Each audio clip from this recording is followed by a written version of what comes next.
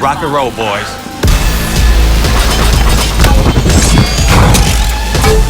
.3D was always in my mind on this film. The techniques that we're using, improvements in software, rendering, makes a big difference. It gives us a lot of believability. I think it has evolved in a cultural way. I think people demand that there is some real smart use of that 3D space. I've always wanted to try this!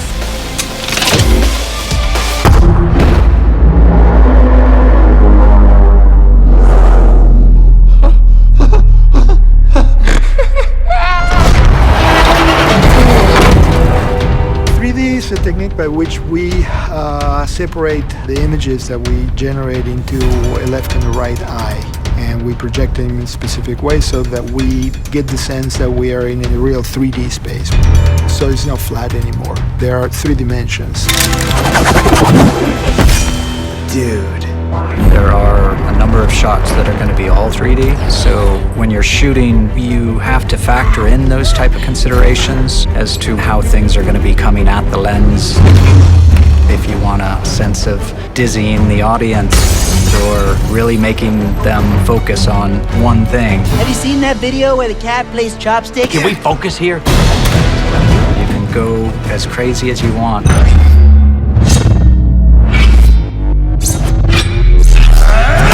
So it's really important that when you're going to do a movie that is going to be projected in 3D, that you think about those things when you design the shots. I meant to do that! I meant to do it! And you always kind of make sure that there is a foreground and midground and background so the things kind of move against each other. Always what we try to do on this movie was frame a little wider, hold the shots longer, because when you don't let your characters break frame, you can bring them into negative space, especially when Shredder is fighting the turtles at the end on the rooftop. We have these long shots where you really get a chance to become immersed in the 3D. Also, there's a lot of opportunity in our movie to do some 3D tricks. There's a shot where Donatello's bow staff goes spinning up towards camera, and actually we shrunk the mats of the shot so that the bow staff exits the shot. We try and be very, very conscious of where we place things, particularly when things are getting near the screen. Anything that could be potentially poking out at the audience, you want to play that up. You don't want to break the bottom of the frame. You want to keep it right in frame so that it feels like, people can reach out and touch it. There's a moment with Splinter where he's taunting Michelangelo with some pizza, and we're very conscious about where we position that pizza so that it feels like the audience is actually going to be able to get a bite too. To me, it's part of the humor, in a way, of the Ninja Turtles, an extension of that. And the same thing with action. We have moving shots, cameras coming around spaces, the invasion of the lair, how the foot come in and then they have these tranquilizing darts and they explode. You want to have a 3D moment there because you want to, kind of contaminate the audience with it. But also when you have an acting moment in which Raph, is looking at Splinter and his eyes swell and you're really close to him, you want to also feel in 3D that he's right next to you and there is something behind him. It's a real storytelling tool. Let's go save my brothers. I love the spectacle of 3D. You really get a chance to become immersed in the film.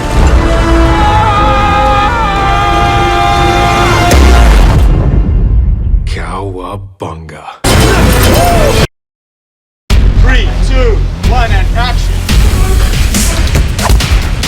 The Ninja Turtles actually originated in the Eastman and Laird comics as very hardcore vigilantes. And so I thought the opportunity here that I hadn't really seen in the past films was to make them even more badass than I'd seen them before. Dude. In reinventing the Turtles this time, if we made them a little larger than life, a little darker in their design, they could be fun and badass at the same time. Allow me to be the badass for once.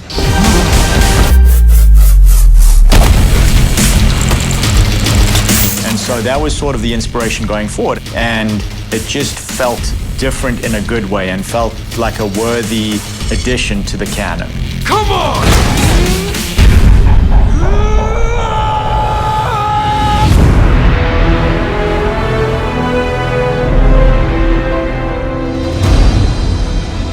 You know, I grew up with Ninja Turtles, and what's so great is with today's technology, we've been able to update the Turtles and give them a scope that they've never had before. We all sat down and thought about how important it was for this movie to be a character movie and how important the performances were. So for about 6-7 months, took every one of the scenes and thought about how to actually make it possible on the set. I think previs in the sequence is really, really important for the kind of visual effects movie that we're making. A lot of times you have to previs a scene so you know exactly what to shoot and you don't waste a lot of time on set. Some of the previs has been going on for years, just planning and coming up with shot designs and stuff like that. So it's a pretty integral part, and it's also very helpful in planning the shoot.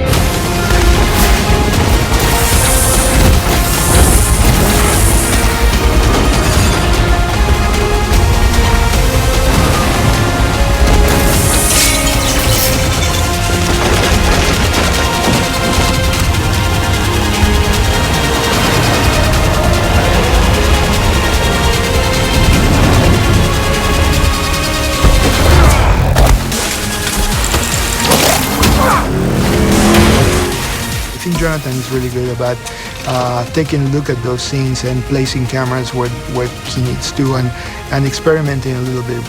Some of the things do change right there and they become funnier or more emotional. And so you want to be able to, even though you're going by a previs, to be able to be flexible enough to change something.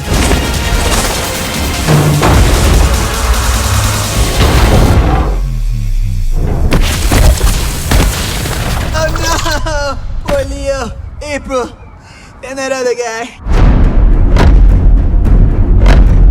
We thought with the amazing stuff Michael did with the robots and Transformers, we could do the same and bring the Turtles into a CG world where they could do anything. We don't have to have guys running around in suits that are limiting. I think the way to sell visual effects as much as possible is to have as much reality in the frame as you can have. And it was important to us to always have actors in the frame who were the Ninja Turtles, as well as stunt people doing the martial arts so that the animators were matching something real as opposed to something imaginary in their head. I think the most challenging thing is getting those performances, the turtle performances, to read really well and to tell the story that they need to tell.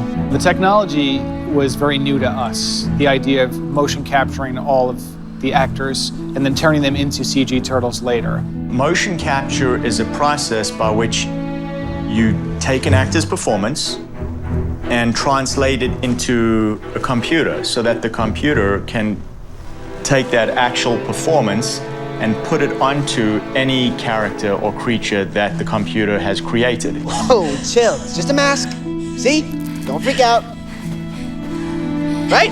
We're really acting these parts out. We're shooting a scene like we're shooting a movie, and then they're using this unbelievable technology to transfer what we've done and turn it into a turtle. See, she's looking at us like we're freaks. Don't be afraid. All will be made clear. We did a lot of research. We're working with ILM, who does all the robots on the Transformers movies, and it worked out perfectly. We take our guys, we put them in the motion capture suits, put the cameras on their heads, and Megan, plays April O'Neil, is able to act with the guys playing the turtles. It's so nice to have a living, breathing human being there that will improv, that will switch things up, that will mess up, because you find really great things in those moments. And that brings life to something that, wouldn't be possible if I was just interacting with a giant pole and a tennis ball. Come with me. I got a safe place for you to hide, and if you get thirsty, I got a secret stash of Orange Crush behind the fridge. Don't tell Raph. I'm really glad that we get to work with them in their suits, not just tennis balls on the end of sticks, because we do actually get to work with other actors, and the guys can ride their skateboards and do these tricks and have these fight scenes. It's pretty amazing. You're a talking turtle. Yeah, I'm a talking turtle. And you're a human nerd. Now that we got that out of the way, hit it. I think it worked better for everybody. They were all able to work with each other, and everyone is communicating with each other in the scenes, in the shots. You have someone to play off of. It's not someone reading dialogue off camera. April is literally looking at Leonardo, and he's talking back to her, even though he's not a 6'5", huge giant turtle yet, but he will be. Then for the animators, I think it's good because you have a very scientific reference of what the actor is performing to and what kind of choices he's making. Having a performance that's given by somebody in the moment on set gives you unified facial motions, body motions, voice. Everything all comes together cohesively and also allows for that sort of impromptu dialogue changes, whatever, just those nuanced expressions that can come through that are just very natural. Bam! System disabled. Who wants Italian? I'm buying. Tiramisu for everybody. What the stunt performers and actors had to wear were these motion tracking suits, which have many different markers and patterns for animators to track their movements with.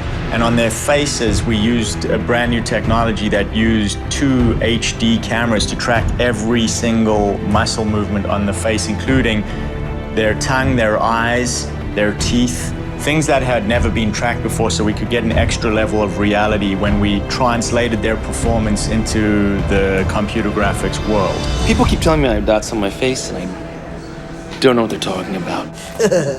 Action! We were trying to make the characters as real as possible, and that's the reason why we went with facial performance that was so high resolution and so scientific. So the dots on the face are part of the technology in the motion capture, and they work in conjunction with the helmet mounts that we wear. Jawline of a god. So all the movements, these dots allow animators to grab, to track, and create them in ways that are uniquely yours. And that's what goes into this amazing technology and this amazing reiteration of these characters. In our case, 2 HD cameras capture what somebody's doing with their face. And by placing, 180 tracking markers on somebody's face, the 2 video HD cameras capture that information, and then that gets put into a digital version of the actor. We have developed a number of new technologies directly for this film. The facial capture has been done before, but what we've done is we've taken it to the next level. It's a fairly complicated process with having to capture that performance targeted onto a digital representation of that actor, then retarget it onto the turtle from there. Well, miss, we're ninjas. We're mutants. Well, technically we're turtles. Oh, and we're teenagers, but we can still have adult conversations. You get the essence of wonder in this, and it's not through the dialogue necessarily that you're sensing that, but it's, how the eyes react, it's the subtle movements of the mouth.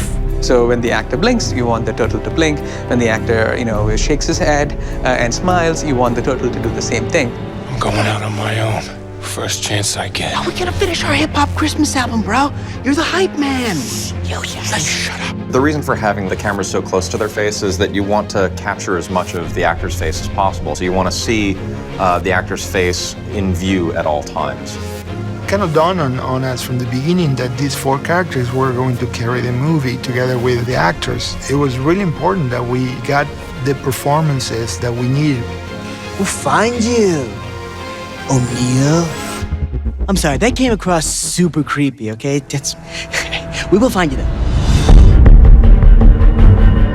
It's cutting edge to take the characters in the mocap suits and put them in a real environment. But I didn't want it to feel like something that we could have made 5 years ago. So what we did is we did take the characters out into real locations and have real lighting, real sunlight on them. And the guys who played the turtles, they created those characters.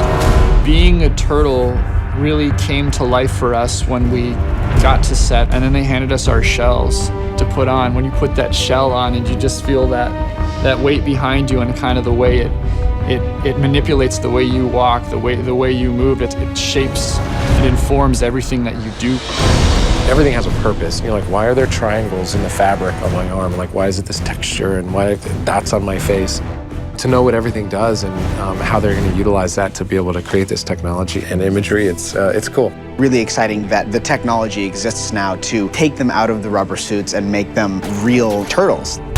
there was a few different processes involved. One of them when we're shooting, interacting with Megan and Will on the actual physical sets, and then there was another part that we had done at ILM. ILM has a very sophisticated technology and room and suit that the actor wears, and the computer can actually read every single movement that the actor is making. And once it can read all those movements, it can almost cut and paste that performance and put it onto a Ninja Turtle. There are actual balls on our suits, and we're able to run around basically a white blank stage that has over 130 some cameras pinpointed all around the room, and that's taking every movement that we do in that physical space and mapping it so that they can recreate us in any environment that they want to.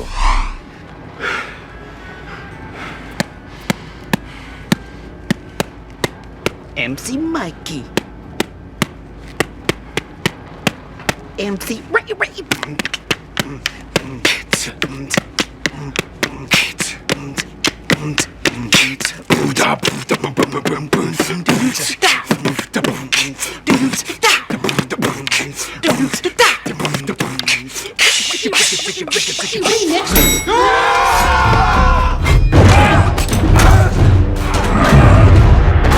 We knew that the martial arts were going to be a challenge, and so what we did was we got, a real fight choreographer to come on set and choreograph real fights with stunt guys. And the challenge for us in animation was taking that, and because the turtles were bigger and more powerful and stronger, we would take the stuff that was shot and we would, exaggerate their jumps or exaggerate their punches, make their spins go twice as fast, or maybe make their kicks be twice as big, just so they had more impact and they felt more like superheroes.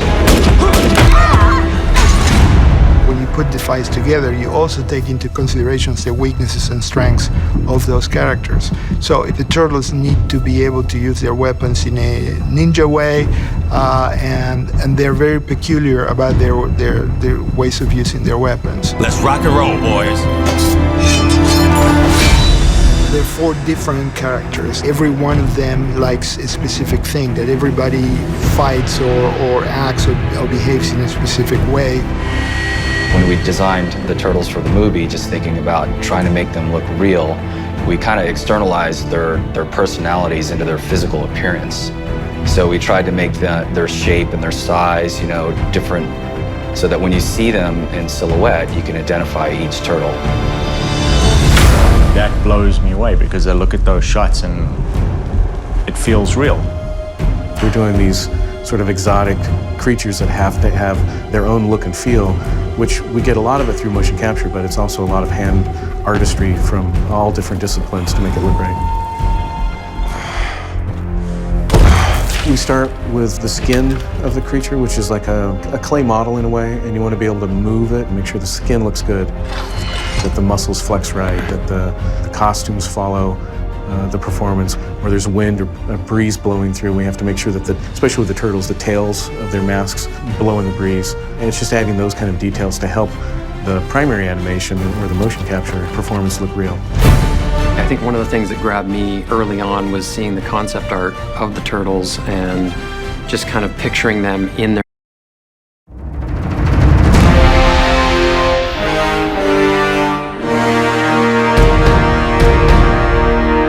Turtles are this surprisingly long-lived group. They've been around for an incredibly long time. The first turtles date back to about 220 million years ago, which probably just sounds like a number.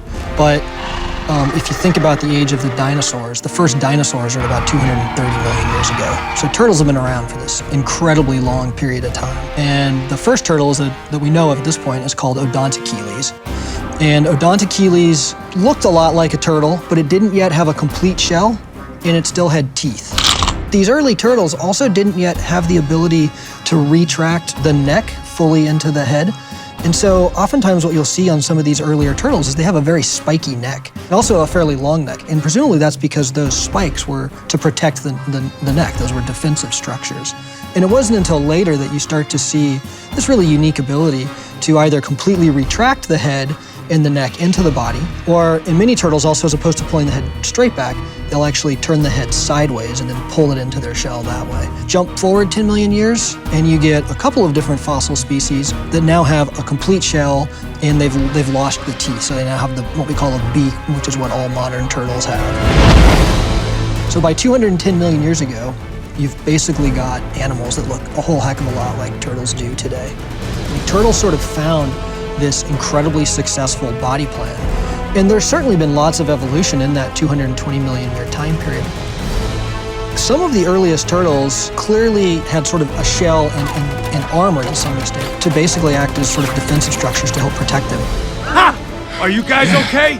We're bulletproof. Sweet. One of the earliest turtles actually had extensions of the shell that actually did a better job of protecting the limbs. But you also saw some really amazing structures, and some of these structures were really quite common throughout that 220 million year evolutionary history of turtles, including things like spikes on the head and spikes on the tail, including even clubbed tails.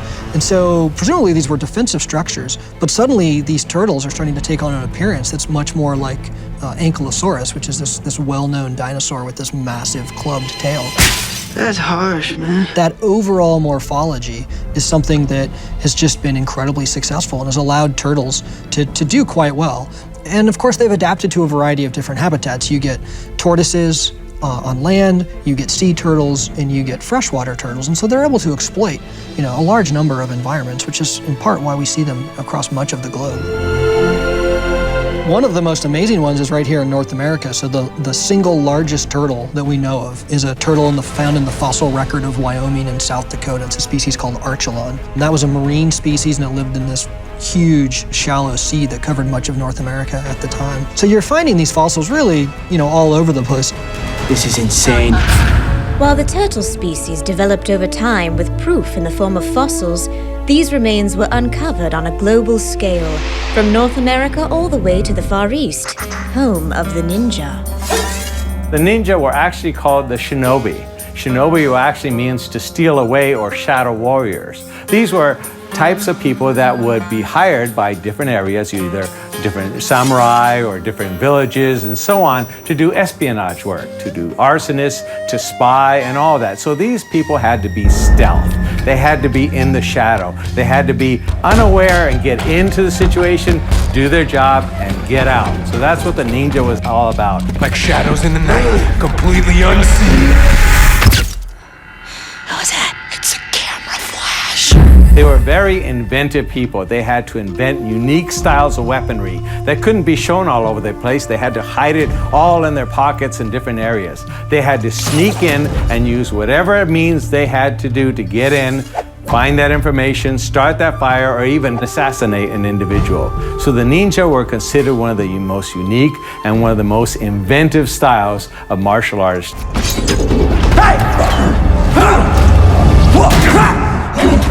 As the 12th century to the 15th century went by, the folklore of the ninja became more and more prevalent. All of a sudden, instead of just men, they were like ghosts that would appear out of the shadow. Later, during about the 15th century, things kind of changed. There weren't that many wars. The Tokugawa period came in. The samurai will kind of be removed. So the ninjutsu, the ninjas, which were called the shinobis, still wanted to survive. They still were needed, but what they had to do is change the whole outlook for how everybody looked at them. So instead of saying, oh, that's an assassin walking by, they had to change the name from shinobi to ninja. And from ninja, they made it more of a martial art. So now people were learning it more of a martial arts style. So now they were creating different sets of how you'd structure things, how you climb walls, how you use ropes, how you do different things. And now is it more acceptable as a martial art form. And people looked at the ninja with awness rather than, ooh, they're just assassins. While the legend of the ninja grew, the secret clan had to continue to adapt and evolve as decades passed, much like the turtle over centuries. Longevity in turtles varies across species, and the sad reality is that we actually don't have a very good idea of how long turtles can actually live to. The oldest known turtle is a turtle that was actually collected by Captain James Cook and presented to the royal family of Tonga. And they kept it for 189 years before it passed away of natural causes. But when you think about an animal that might be living for upwards of 200 years, how many cases are where you can actually document that history from start to finish? So the reality is that it's quite likely that there are species of tortoise in particular that are capable of living more than 2 centuries, and we just haven't been able to document that yet. But in general, most of the turtles that we think about, things like common freshwater turtles and box turtles, are probably somewhere on the order of sort of 30 to 70 years. It's probably pretty common for most species, and it's really some of these tortoises that are getting up to sort of the 200-year mark. There's a lineage of turtles called the Meolonids. These were present until about 2,500 years ago. The last remaining Meolonid populations were on the island of Vanuatu, where they were believed to have been hunted to extinction by the early people that arrived to Vanuatu. And those turtles had these amazing horns that projected back off of their heads, as well as some very spiky horns on the tail. So some really, impressive and very different looking animals overall than what we sort of currently think about when we think of turtles. While the turtles changed appearance over time due to environmental fluctuations, the ninja attire also went through some different phases. The goal of the ninja is to be secretive. They had to get in and get out very quickly. They learned to climb walls. They wore dark outfits, and mostly they covered most of their face so people wouldn't see. They'd have certain ways of running so their arms wouldn't flail in the wind. Okay, so they had to keep everything very close and very tight. Same thing as their weapons. So everything had to be very secretive. The last thing you want is advertise you're a ninja. Many people said the ninja outfit came from the Bunraku theater. The Bunraku theater is the puppetry for Japan. These were puppets that were used to talk about different plays and different things, and there would be a handler behind each puppet. And each one would hold the arm and move the arm movements for the different plays. But they would be in an all-black outfit, and if you look very closely at the handlers of the puppet, they looked exactly like the ninja. So many people said that's where the ninja got their outfits from watching the Bunraku theater. While the intention of the ninja uniform was to camouflage and conceal, the turtle shell's primary function was protection. Turtle shells are this absolutely amazing structure that's this combination of dermal bone with existing bone, so the ribs and the backbone. And then on top of that layer of bone are these scutes. And the scutes are mostly made up of keratin, so the same stuff that is in our fingernails. And that provides this very protective, almost armor-like shell for these turtles.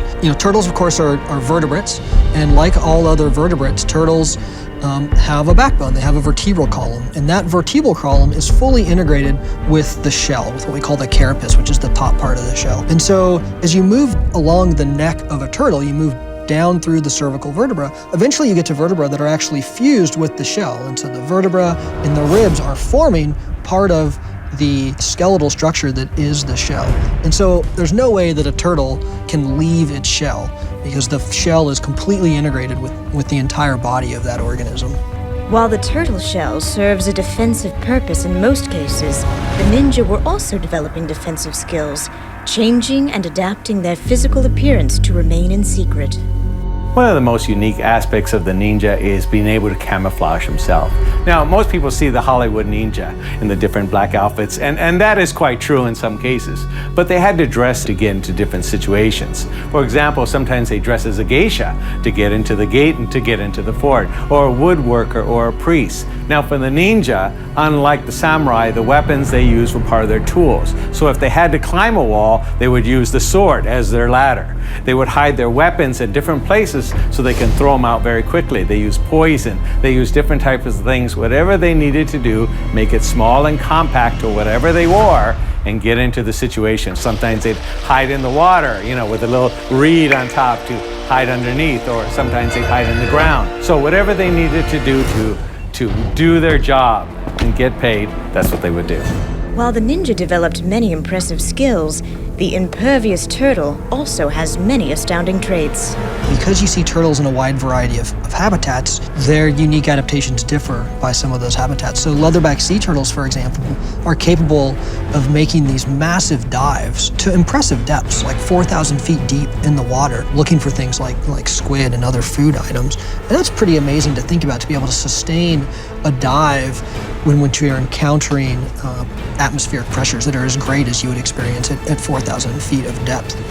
If you look at something like the desert tortoise, and many other species of tortoises, they can go months or years without taking a drink of water. And they're getting all of the liquid that they need, all of the water that they need from the food, from the plants that they're eating. So I think that's a pretty amazing adaptation. You see a huge variety of really interesting adaptations in various turtle species. As survival pushed evolution along, turtles excelled in developing key skills to keep the species prominent. The ninja weaponry also evolved, becoming more stealth and dangerous over time. Let's talk about a little bit about the Ninja Turtles and the different weapons that they have. One of the turtles has a sword, katanas. It has actually two swords. It's a little bit different than the actual Japanese katana sword. The katana is more of a long sword, more of a curve. The ninja sword is more of a straight sword, usually bladed on both ends, sharp on both ends. And in this case, the turtle uses two of them in the back behind him.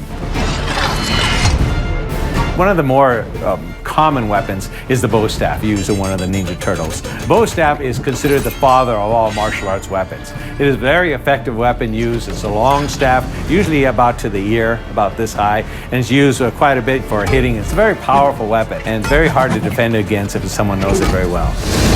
The samurai were the only ones allowed to carry weapons, the swords, so the farmers had to create their own weapons, and one of the weapons they used was called a sai. Now the sai was originally a planting tool for planting seeds, but later became a weapon that you could use for poking or stopping a blade as well.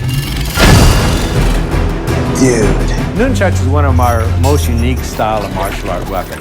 Many people think it's just Japanese weapon, but it's also from many of the different Asian countries. Japan, China, the Philippines, Korea all had the same type of weapon.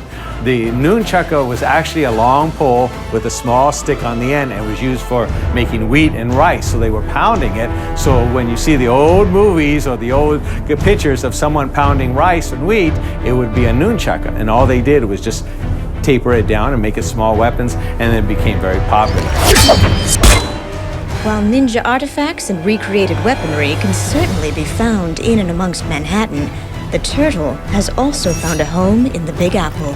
I think one of the most interesting and sort of realistic aspects of the Teenage Mutant Ninja story is that in the earliest incarnation, it was that these turtles were dropped into the sewer, were living in the sewer. And what's interesting about that is that in New York, there really aren't that many native turtles cruising around New York. But you go to New York City, and there are some turtles. There's actually a number of turtles hanging out in Central Park, the most common of which is the red-eared slider. This is the most common species in the pet trade. It's the most common species in the New York area. It's not native to New York. Red-eared sliders should not be in New York. Those were all released pets. So the idea that somebody, that some turtles got into the sewers of New York is actually not all that far-fetched, in the sense that lots of turtles have been dumped in urban ponds and urban waterways in New York as it already stands. Please keep your arms and legs inside the shell at all times. One of the biggest areas of turtle research that's really grown in the last, I'd say 25 years, is the conservation science. Trying to figure out what are the threats to these various species and what we can do to try to keep some of these species on the planet. It's certainly my hope that people can see the movie, they can get excited about turtles, but then they can sort of take those extra few steps and really learn a lot more about turtles and realize that there's this big conservation side that we should all be really passionate about as well.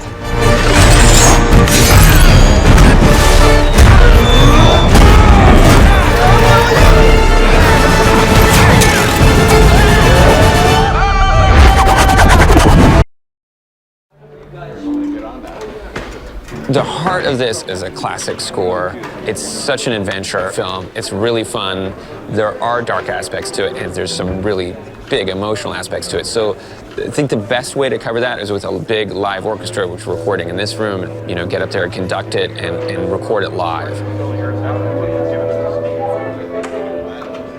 On this film, I started before it was shot. Jonathan and I started working together just talking about storylines. He was storyboarding. I wrote a whole bunch of themes before I saw a frame of the movie.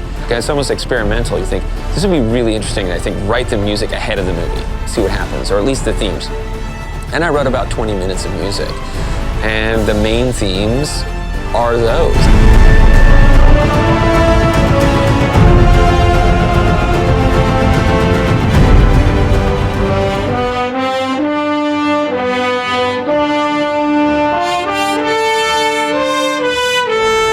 I'm a big fan of John Williams and his scores and so many others, but there's something about Raiders of the Lost Ark and the original Superman and these themes that are on the brass that feel bigger than life, but also adventure and fun, and it doesn't take itself too seriously, but at the same time, and you really need it to get emotional and powerful, you can. You want to be able to do those gear switches. 3, 2, 1, go! You know, Jonathan came back with footage and I started seeing it. It became a whole nother level of, well, this thing we did before, why don't I do this with it, you know? Let's do it one more time and just be a little bit more on top of it. It's a little bit just bum, bum, bum. Do you want it articulated? Yeah, articulate it and a little more head on top of the beat. Maybe good. All right. We wanted to really set the table with something very distinctive that was really, really thematic and actually kind of go back more to an old school style of thematic writing that was like big and bold and orchestral and really gave it some scope. Okay, this is a beast. Let's see where we're at. So we're gonna do 8 free into 1.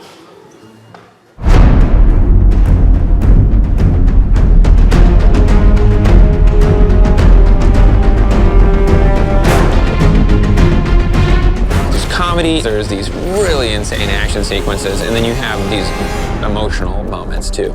You know, sometimes it's 41 seconds of this and then 3 seconds of the other, and then you have to get emotional only 8 seconds later and be something incredibly sad. When you're writing the music, you have to really bob and weave.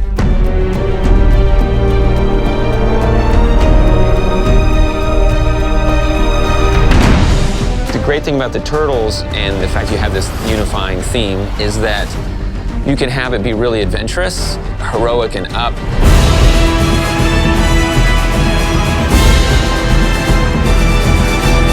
And you play the same theme in kind of a sadder version when something tragic happens.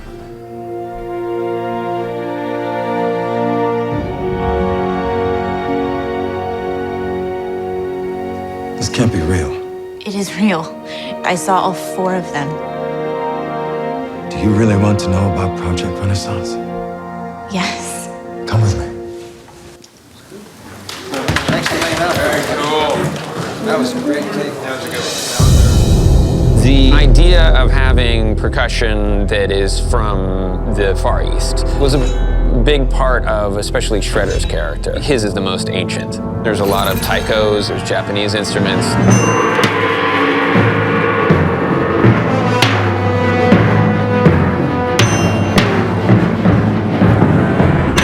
Actually almost counterintuitive. The music feels like it's speaking to something ancient because the fact that Splinter teaches these turtles the old ways of becoming a ninja, and there's this kind of ancient backstory with Shredder, even though it's this contemporary setting. And when you combine this with orchestra playing these big melodies, it's like you have a really nice kind of palette to go from. And as the movie goes along, you start combining them, and then by the end you have everything stacked, and it becomes a very unique sound.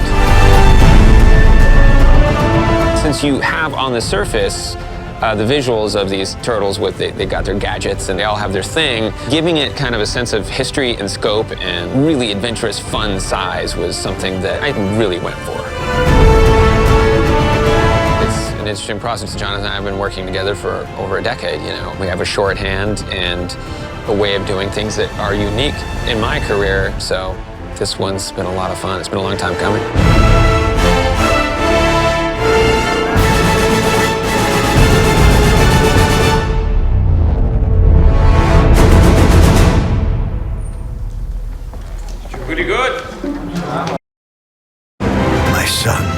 training is not yet complete, but you will be the warriors that legends are made of.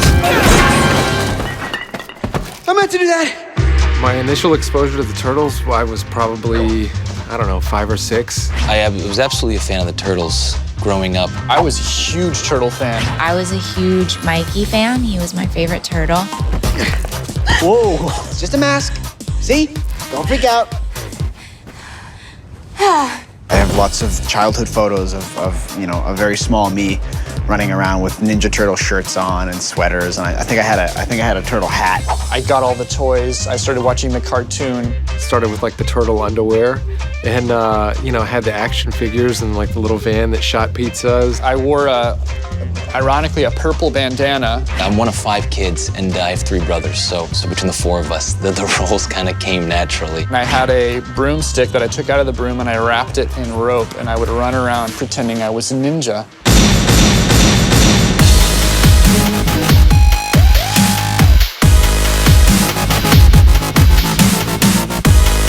I still remember the first day I walked into Platinum Dunes, and we were still just trying to understand what this thing was going to be, and they go, so, okay, we want to show you something. And they take us back in this room, and there are just these 4 2-foot-tall statues on the desk in there, and they were the characters as they're going to look on film. I mean, there's just so much personality in what they put together, and it kind of blew everybody away. Check it out. Sound for the show season. You're going to be playing Donatello, and my immediate reaction was, there's got to be some mistake.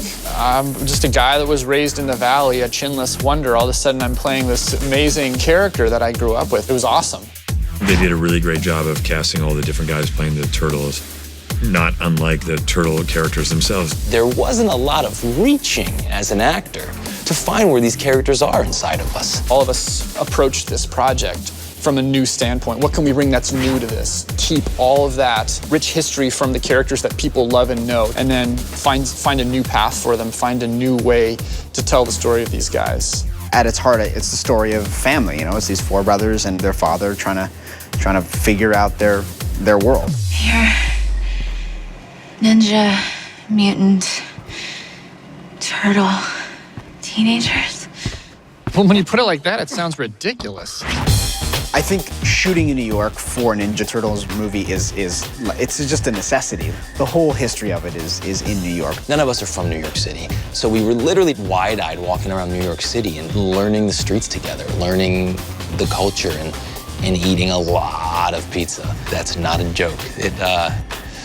Not too proud of that. 3 days ago, New Yorkers would have said, should do that again, right? Let's do it again. Yeah, so forget on the top.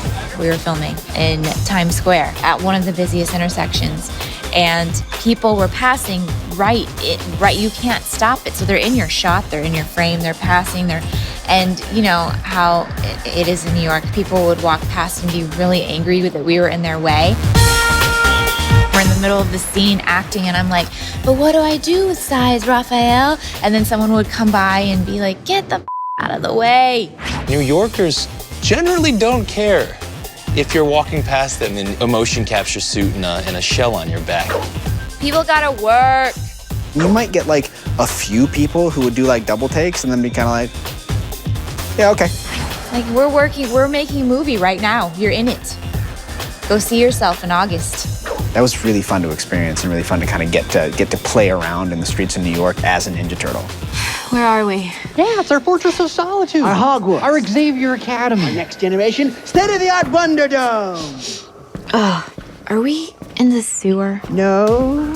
Technically, yes. Yeah, it's the sewer. The lair is the iconic set for the Ninja Turtles. Where do the Turtles live? How do we, in 2014, show their home to the world? They built the entire lair, and it was amazing. The level of detail, it blows my mind. I mean, there are days we walk in and we're like, holy cow, these guys are good. There's like more graffiti on the wall, and it's aged, and it's like more lived in, and we have like more trinkets and toys and stuff. There's furniture made out of pizza boxes, and it was just a really brilliant set design. The boombox wall was like the coolest idea, and I thought, as an idea, that's gonna be amazing. I wonder how it's gonna translate to film. It was better translating it to film than it was in the idea. It's got a dojo so they can train, it's got a game room so they can play, it's got bedrooms so they can sleep. It's the best set I've ever been on. It was really fun to be there, and it brought that to life. None of that was CG. I mean, that was all really there.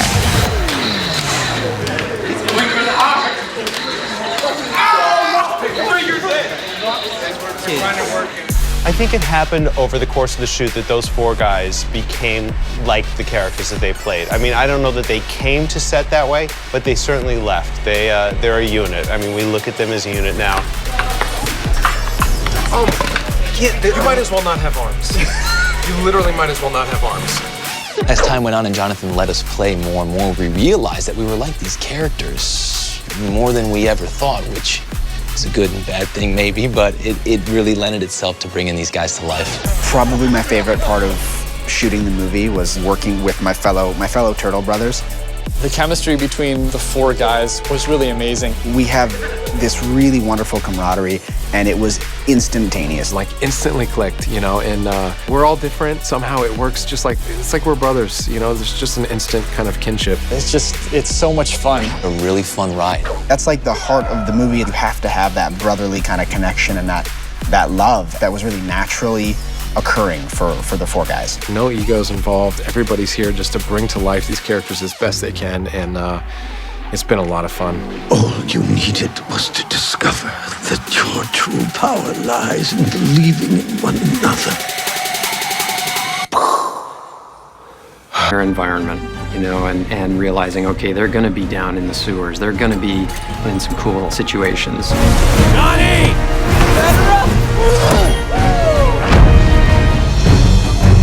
I think one of the challenges with characters like these is that they're based on cartoons.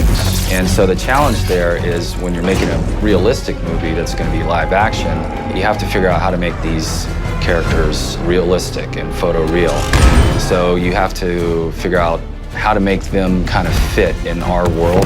They were going to have to perform very subtle, nuanced performances, and they were also going to have to be able to do, you know, big, broad action scenes. So we just had to add a lot of details and a lot of realism to their faces and to their bodies, to the texture. You know, we had to add nostrils so they could breathe, and they needed lips so that they could speak. I ain't going back to the Hashi. Every time we're in the Hashi, it's because of you. Well, bro, you won't have to worry about me dragging you down anymore. So I think the idea is to separate these characters into 4 completely definable beings, and I think they did. You had a lot to gain from telling people about us, but you had our backs. So that's what family's for, Raph. The Turtles looked very cool. All 4 of us just had the same reaction. We were like, those look better than anything we could have imagined them looking like. That's exactly what you want.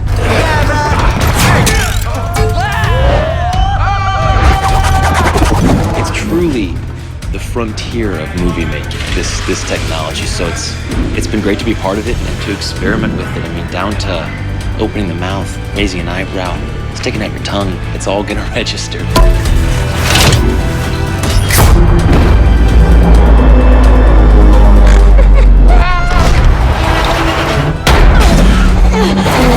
I think the biggest thing that's going to wow the audience is going to be the fact that the Turtles look so photorealistic that they're going to think that it's somebody in costume or suits, and they're going to think, wow, the makeup was really well done. Sweet. And I just can't stop looking at them and just thinking, how did we do this?